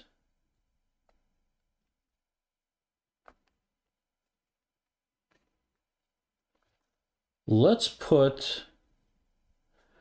I have this charming one. Let's grab this one for free. And so this will, for every of those symbols we have, we can now increase, get some free money for that, which is pretty cool. So we'll put that there, and I'm going to put this all back where it belongs in here, and put that faceplate back on. Sweet. And is that where I wanted? No, let's put it the pamper. Yeah, let's put it there. Cool. That's that. Okay, let's keep going through the end of season stuff, because there's more stuff that's going to happen. Reset the weather. Oh, resolve the goal cards. So, did we do the goal? We did do the goal. Let me zoom out so you guys can see what I'm doing here. So we had 1 marker on there. Each character must trigger at least 2 building actions, which we did. Flip it over. We do the top part because we're successful. Gain a level 1 skill for free. Oh, man. Shuffle an EH3. Let's see. We'll gain this one that gives us money for tables. So we've got all the skills. Super skilled. Wait, I've got musical ear. Nah, we'll do that to table 1. All right, and we have to grab event EH3. EH3. So there's a bunch of different cards we eventually add throughout the play. Where is the? Oh, those are over here. So that's going to get removed from the game. And EH3 is this one. And that's just going to get shuffled in with the rest of these gold cards. And basically what's going to happen right now, we're going to shuffle this up, and we're going to look at 2 of them, pick which one, and that's going to be our goal for the next season. Try to complete. So, like, one thing you do in this game, if you like, this game doesn't have an ending, but I feel like one of the endings is trying to complete all the mini goals. There's a lot of them, so it'll take you a while for sure. Because that's kind of how I'm playing it. So let's take a look. We've got these 2. We can do, each character must trigger at least 3 building actions, or each character needs at least 2 hired sprites in their dice well. Hired sprites. Let's do EH3. Let's take that one. Okay. Hey Sean, how's it going? So that's gonna go on top for next turn. And let's see, the next thing we have to do is reset the weather deck. Very simple. You just take all these cards, shuffle them up, and put them back in that location. Very simple. While I shuffle them, we can do the rest of this. Change season tile. So we were in winter. We're gonna go from winter to spring. So we flip that out. Do the next one. Let's put that back. And that is right here. So this is the spring tile. That gets punched out. And put this one in place. Okay. Now this is new. There's one thing I have to check though. I think I might skip something. Hold on 1 second. Probably doesn't really matter, but let me double check. End of season. Well, we don't do that yet, I don't think.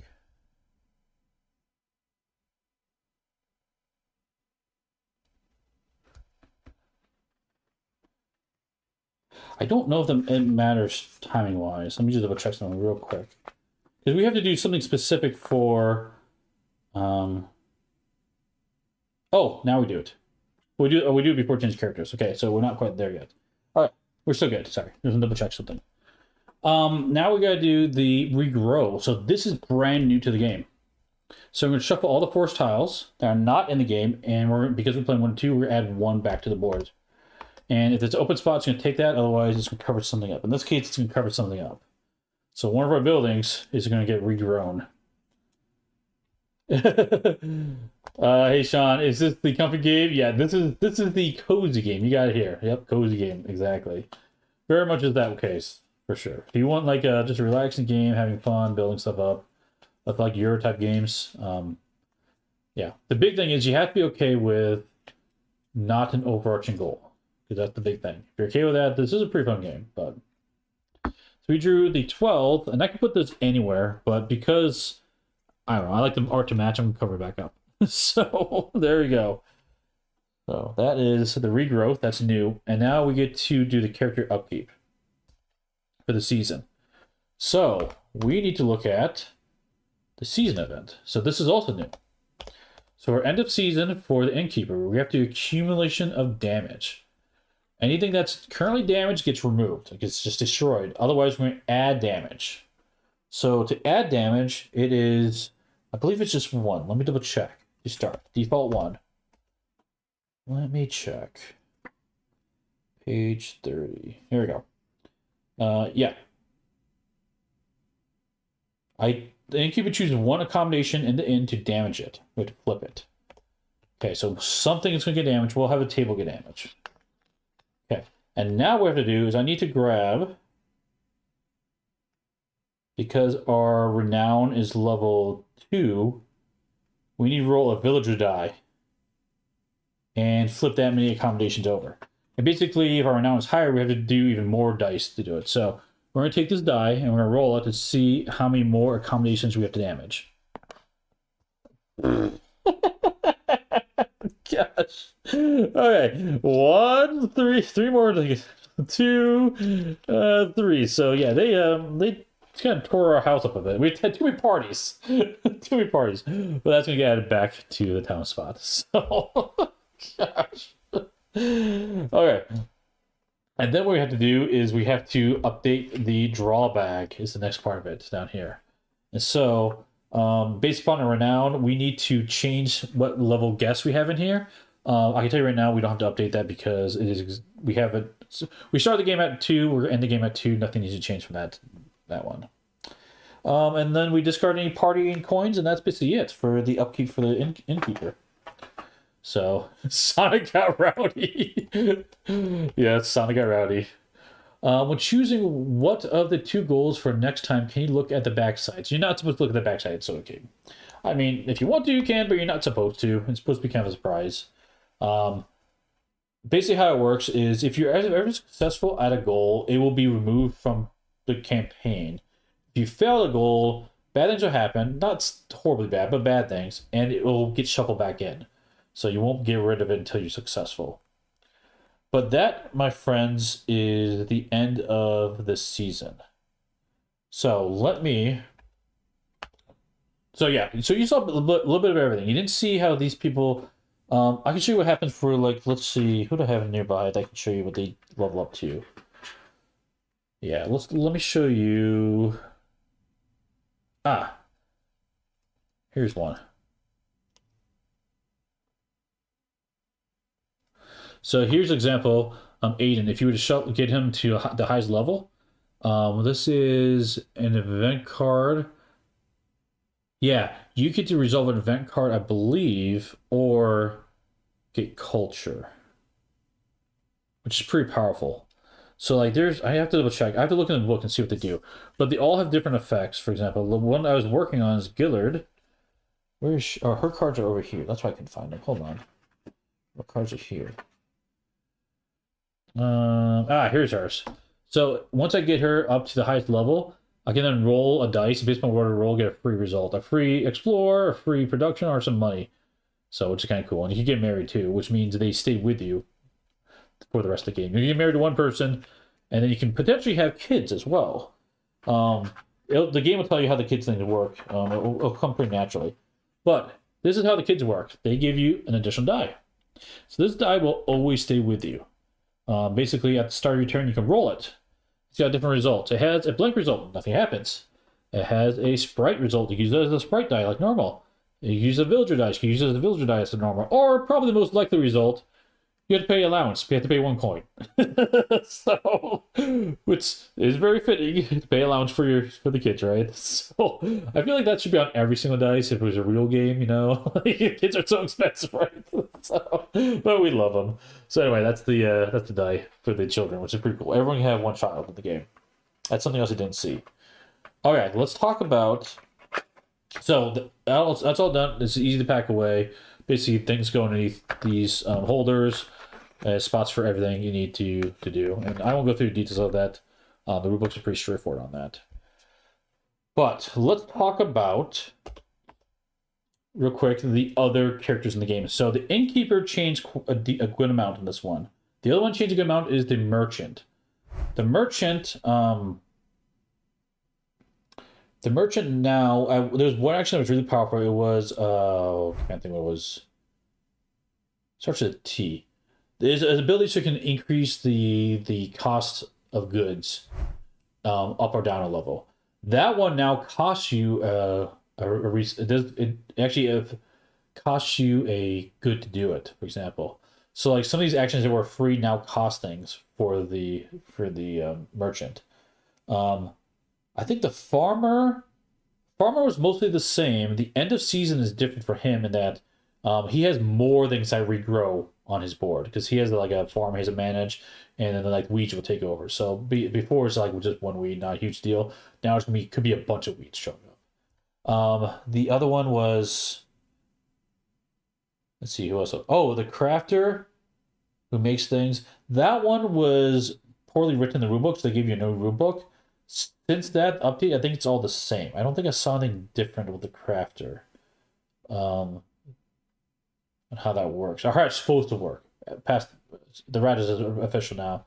The other one was Crafter.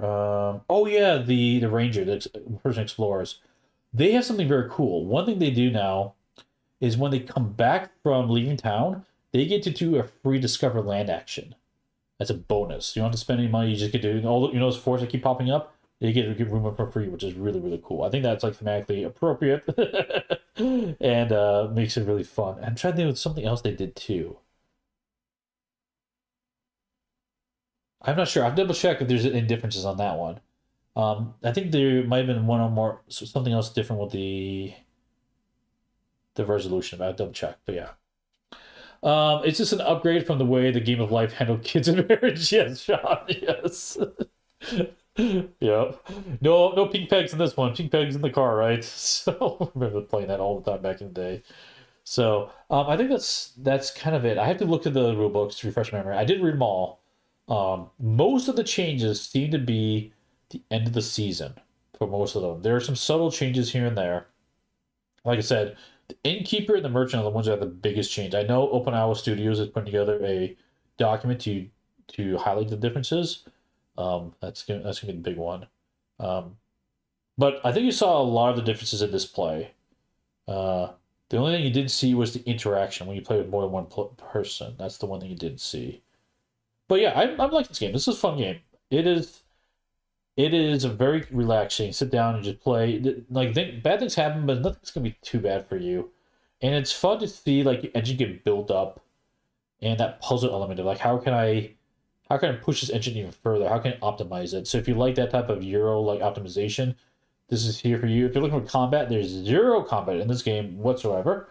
So to even past that, if you're looking for combat, it's not the game you want for combat. It's very much a cozy game. So. The setup is amazing in this game. It's super fast, easy. You just pop everything's in trays with a snap-on lid. Everything gets contained and stored easily. It's super fast to set and tear down. Big fan of that. But yeah, I think we're ended for today. We want to do a bonus stream, so thanks everyone for stopping by, hang out with us. Tomorrow we'll be back with Marvel Mondays with Marvel United. We'll be playing against Callisto in that one. So trying to unlock some more characters. However, we haven't been successful in our practice plays of that, trying to remember how Callisto works. So that might be a little rough. We'll see what happens. But that'll be Monday. And then Wednesday, I'm torn on what we're going to do exactly. We might come back to Elder Scrolls. But there's some other games on my list to cover as well. So we'll see what happens. But that's all we got. I think that's it for now. I'll catch you guys later. Thanks for joining. We'll see you next time at the Guild. Bye-bye.